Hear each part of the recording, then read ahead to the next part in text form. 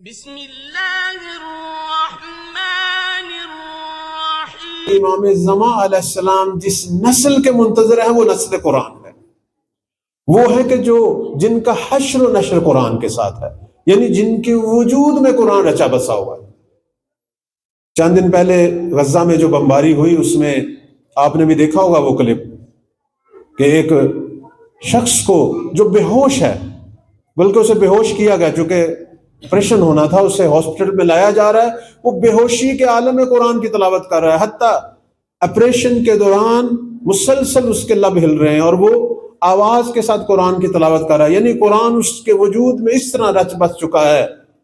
کہ اب اس کا جاگنا سونا بے معنی ہو چکا ہے، وہ ہر صورت میں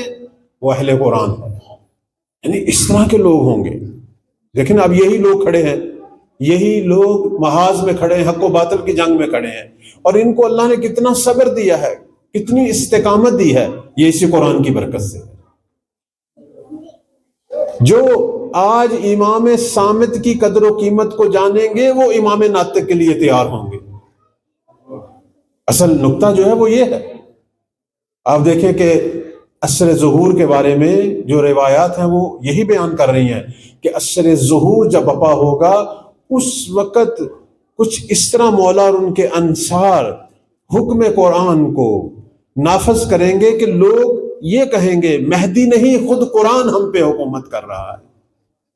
اس لیے امام زمان علیہ السلام کی حکومت کا ایک نام دولت القرآن ہے،